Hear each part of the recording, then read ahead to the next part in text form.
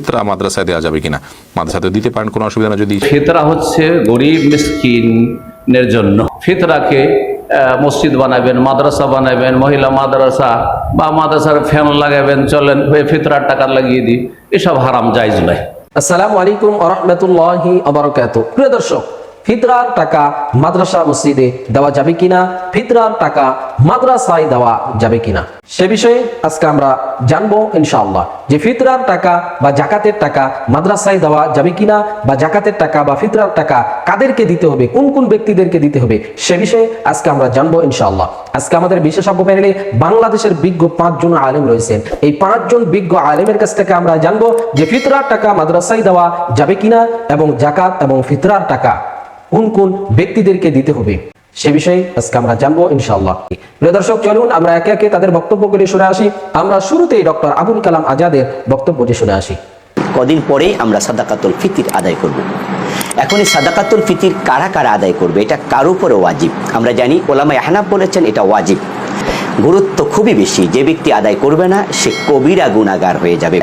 একদল ওলামা বলেন যে ব্যক্তি মালিকে নিসাব সে ব্যক্তি সাদাকাতুল ফিতির আদায় করবে, আর যে ব্যক্তি মালিকে নিসাব নয় সে সাদাকাতুল ফিতির আদায় করা লাগবে না। মালিকে নিসাব বলতে বোঝানো হয় ঈদের দিন সুবহে সাদেকের সময় যে ব্যক্তি 52.5 তোলা রৌপ্য অথবা 7.5 তোলা স্বর্ণ অথবা তৎসমমূল্যের সম্পদের মালিক থাকবে, তার নিত্য প্রয়োজনীয় বস্তু ব্যতি রেখে, তাহলে তার উপরে সাদাকাতুল ফিতির ওয়াজিব হবে।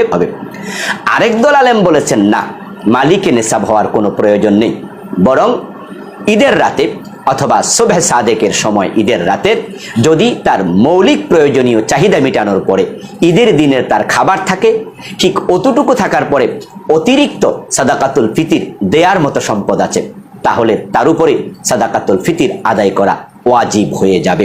সহিহ বুখারী হাদিস নাম্বার 1503। আল্লাহর হাবিব ফরজ ঘোষণা করেছেন সাদাকাতুল ফিতির আদায় করা। যে ব্যক্তি স্বাবলম্বী নয় ওই ব্যক্তির উপরে সাদাকা আবশ্যক নয়।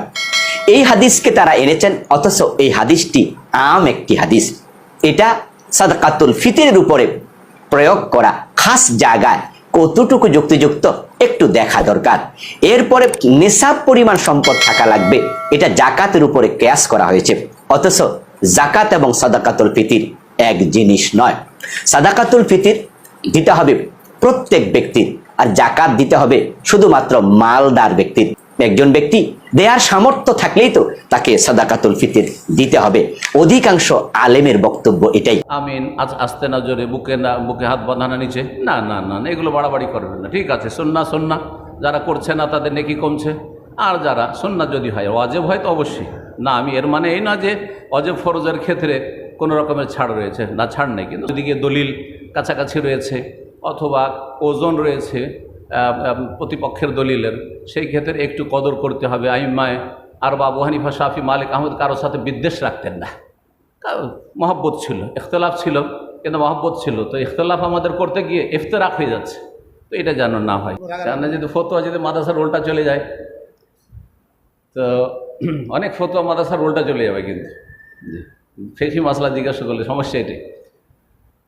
ফিতরা সাদাকাতুল ফিতর সম্পর্কে নবী করিম সাল্লাল্লাহু আলাইহি ওয়াসাল্লাম বলেছেন তুমাতুল লিল মাসাকিন, মিসকিন দরিদ্রদের খাদ্যের ব্যবস্থা করা। তোহরাতুল লিসায়েম, রোজাদারের জন্য পবিত্রতার ব্যবস্থা, মিসকিনদের জন্য খাদ্যের ব্যবস্থা করা। এই খুশির দিনগুলিতে যাতে রিক্সাওয়ালাকে রিক্সা নিয়ে না বের হইতে হয়, আর সেই দিন মজুরকে দিন মজুরি করতে বের হইতে না হয়, বাড়িতে বসে ছেলে মেয়ে নিয়ে সুখে 2-4-5টা দিন যেন কাটাতে পারে আরামসে, বিনা কাজে, কাজকর্ম না করি, যেমন আপনারা করছেন আমরা করছি। কথা বোঝা গেছে?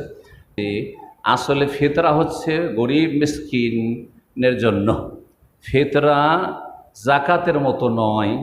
ফিতরা হচ্ছে গরিব মিসকিনদের হক। ফিতরাকে মসজিদ বানাবেন, মাদ্রাসা বানাবেন, মহিলা মাদ্রাসা বা মাদ্রাসার ফ্যান লাগাবেন, চলেন ফিতরার টাকা লাগিয়ে দিই, এসব হারাম, জায়েজ নয়, এসব জায়েজ নয়, হারাম। গরিব ছাত্র আছে, অবশ্যই গরিব ছাত্র আছে, গরিব অসহায় ছাত্ররা রয়েছে, তাদেরকে বোর্ডিংয়ে খেতে দেওয়া হচ্ছে, ফ্রি খেতে দেওয়া হচ্ছে, সেখানে যদি লাগিয়ে দেওয়া যায় তাহলে জায়েজ, কারণ তারা এমনিতে হকদার, মাদ্রাসার বাইরে থাকলেও হকদার ছিল। সুতরাং মাদ্রাসা কর্তৃপক্ষ ওকিল হিসাবে ফিতরা গ্রহণ করে যদি গরিব মিসকিনদের খাবারের কাজে বা ওই সব জায়গায় লাগিয়ে দেয় মাসরেফে, তাহলে ইনশাআল্লাহ তাআলা সেটা শরীয়ত সম্মত। আর সেটাই করার জন্য পরামর্শ দিও মাদ্রাসার দায়িত্বশীল ভাইদের। এখানে জাকাতের টাকা আপনি কিভাবে নেবেন? এখন তো জাকাতের টাকা তো মালিক বানায় দিতে হয়। জাকাতের টাকা দেওয়ার পরে সেটা কাজে লাগিয়ে যেতে হয়। আপনার এটার মাধ্যমে শুধু মাটি ভরা সরাসরি মালিকানার ভিতরে আসে না। আপনি যখন মাদ্রাসা করে ফেলবেন তখন যদি ছেলেরা চলতে না পারে, আপনার ছাত্ররা, তখন তাদেরকে বই কিনে দিবেন জাকাত দিয়ে, তাদের মালিকানা আসবে। তো মালিকানা দেওয়া যাচ্ছে না এখানে, আপনিও মালিক হতে পারছেন না, এই জন্য এখানে জাকাতের টাকা দিবেন না। এখানে কোনো জাকাতের টাকা দেওয়া যাবে না। কেউ কেউ ফি সাবিলের খাত থেকে দেওয়ার চিন্তা ভাবনা করেছে বলছে, কিন্তু সমস্যা হচ্ছে ফি সাবিলের খাত আপনি এখন এমন কোনো খাতে দেওয়া যাবে না যেটা সন্দেহমূলক। আপনি এখন 80 লক্ষ টাকা জাকাত উসুল করে ব্যবহার করছেন, এটা শেষ পর্যন্ত কাজে লাগবে কিনা আপনি জানেন না, তাহলে জাকাতটা কাজে লাগেনি মানুষের টাকাটা। এটা কিন্তু জাকাতের টাকা নিয়ম হচ্ছে সাথে সাথে কাজে লেগে যেতে হয়, এটা আটকে রেখে ভিন্ন কাজে প্রবাহিত করার কোনো সুযোগ নেই। এটাকে কাজে লাগাই ফেলতে হয়, এটাকে এমন কাজে লাগাতে হবে যে হ্যাঁ, এমন হতে পারে যে আমি রাখলাম আমার গরিব ছাত্রদের দিব, এটা হতে পারে, আপনি ওকিল হিসেবে রাখতে পারবেন। কিন্তু আপনি যেই জায়গায় করেছেন জমি ভরাটের জন্য, জায়গা কেনার জন্য, এটা কিন্তু এইটার জন্য টাকা জাকাতের টাকা দিতে পারবেন না। আপনার জাকাতের টাকা সেখানে দিতে পারবেন না, আপনি সেখানে সাধারণ দান দিতে পারবেন। মাদ্রাসায় ফিতরা জাকাত করে টাকা দেওয়া জায়েজ হবে কিনা? যদি কোনো মাদ্রাসায় লিল্লাহ ফান্ড থাকে, এতিম গরিব ছাত্ররা থাকে, তাদের জন্য ফান্ড থাকে, তাহলে সেই মাদ্রাসায় জাকাতের টাকা ওই ফান্ডে গরিব ছাত্রদের জন্য দেওয়া যাবে। ফিতরা আপনি দিতে পারবেন, সেখানে মানতের টাকা আপনি দিতে পারবেন গরিবদেরকে খাওয়ানো মানত করলে, যেহেতু সেখানে গরিবদের ফান্ড আছে। কিন্তু ওই টাকা মাদ্রাসা কর্তৃপক্ষ শিক্ষকদের বেতনে দিতে পারবেন না, বিল্ডিং বা কোন স্থাপনা নির্মাণে ব্যয় করতে পারবেন না, যাবে না। জাকাত শুধুমাত্র গরিবকে দিতে হবে। এই জন্য গোরাবা ফান্ড বা সেখানে গরিবরা থাকে তাহলে তাদের ফান্ডে সেটা দিবেন, আর সাধারণ মাদ্রাসা জেনারেল ফান্ডে দিবেন। ফিতরার টাকাটা মাদ্রাসা জেনারেল ফান্ডে দিতে পারেন না, মাদ্রাসার গোরাবা ফান্ডে থাকলে গরিব বাচ্চাদের ফান্ডে। কমিটি গঠন মাদ্রাসায় জাকাতের টাকা দেয়া যাবে যদি মাদ্রাসা কর্তৃপক্ষ জাকাত কমিটি গঠন করে এবং ঘোষণা করে যে জাকাতের টাকাটা জাকাতের খাতে তারা ব্যয় করবে। মসজিদগুলোরও যদি জাকাত কমিটি থাকে তাহলে তারা জাকাত কালেক্ট করে এলাকার লোকদের মধ্যে জাকাতের খাতে তারা বন্টন করতে পারে। মসজিদের সেই খাতটা থাকতে পারে এবং মাদ্রাসায়ও সেই খাতটা থাকতে পারে। মাদ্রাসায় বরং খাতটা স্পষ্ট, যেখানে দরিদ্র মেধাবী স্টুডেন্টদের জাকাতটা ব্যবহার করা যেতে পারে, কিংবা যদি মাদ্রাসা কোনো ইয়াতিমখানা থাকে ইয়াতিমদের ভরণ পোষণের জন্য জাকাতের টাকা ব্যয় করা যেতে পারে, তাদের বইপত্র প্রোভাইড করা যেতে পারে জাকাতের টাকা থেকে। সুতরাং জাকাতের খাত আছে, কিন্তু এই টাকাটা গ্রহণ করে যাতে জাকাতের খাতেই ব্যয় করা হয় সেই আসলে ফোরাম লাগবে, এবং এই প্রতিষ্ঠানগুলো যদি ফলো করে তখন তাদেরকে জাকাতের টাকা দিতে কোনো অসুবিধা নেই। আর যদি আমরা আন্দাজে যাকে তাকে জাকাত দিয়ে দেই, তাহলে যদি ওই ব্যক্তি যাকে দিচ্ছি সে নিজে জাকাত রিসিভার না, তাহলে আমাদের জাকাতটা ঠিক মতো গিয়েছে কিনা সেটা নির্ধারণ করাটা কঠিন হয়ে পড়বে। তো এই সমস্ত ক্ষেত্রে আমরা সতর্কতা অবলম্বন করব। আল্লাহ তাআলা বলছেন যে জাকাত সবাইকে দেয়া যাবে না, জাকাত 8টি খাতে দেয়া যাবে কেবলমাত্র। সে 8টি খাতের প্রথম খাতটি কি? প্রথম খাত হচ্ছে জাকাত ফকিরদেরকে দেয়া যাবে, 1 নম্বর। 2 নম্বর হচ্ছে মিসকিনদেরকে দেয়া যাবে। ফকির এবং মিসকিন এরাই হচ্ছে জাকাত দেওয়ার প্রাইমারি খাত, এরাই মূলত বেশি হকদার, ফকির এবং মিসকিন, এদেরকে জাকাত দিতে হবে।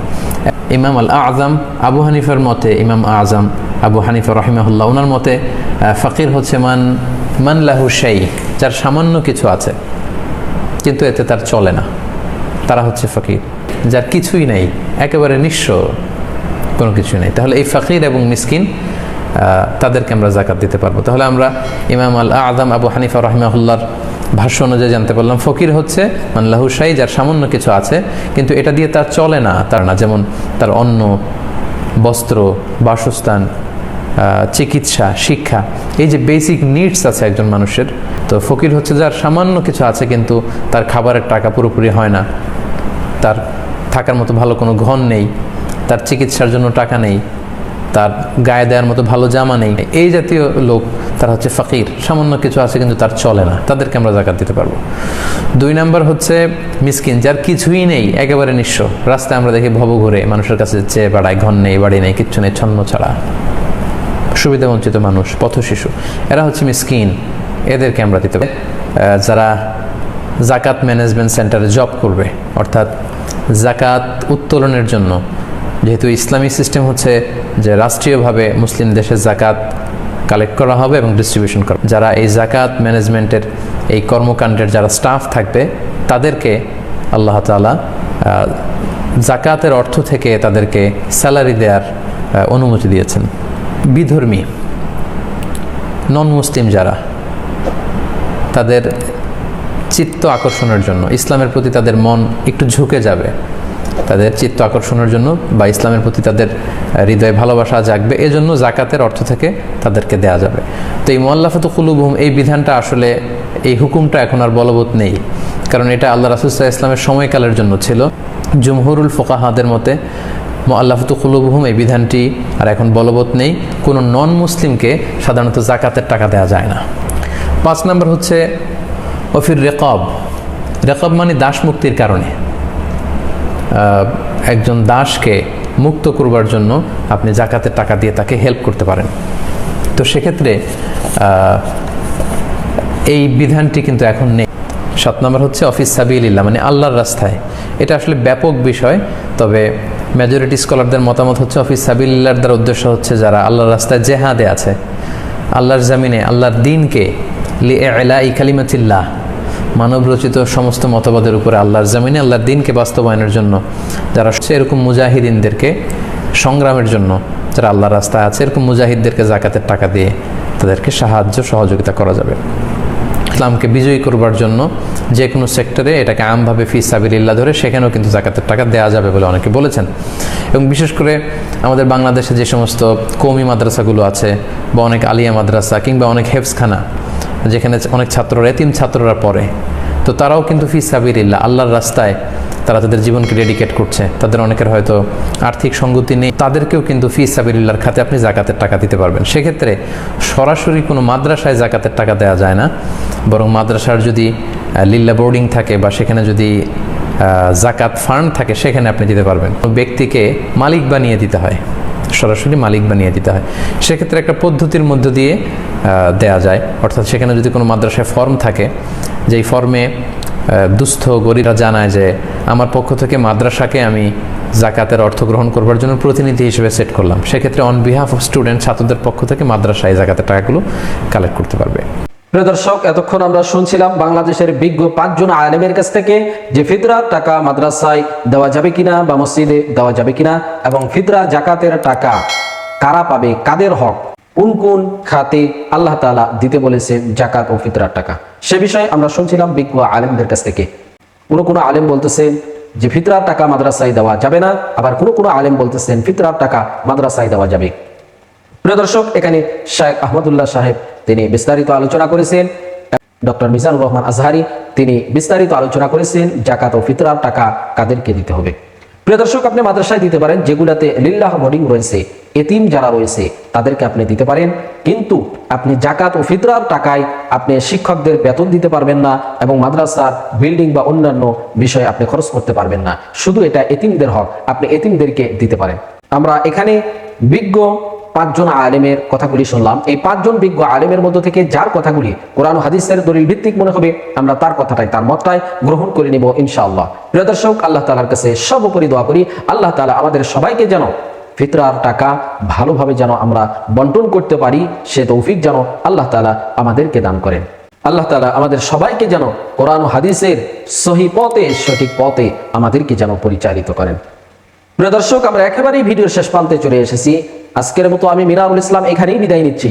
দেখা হবে অন্য কোনো ভিডিওতে। সে পর্যন্ত সকলে ভালো থাকবেন, সুস্থ থাকবেন। আসসালামু আলাইকুম ওয়া রাহমাতুল্লাহি ওয়া বারাকাতুহু।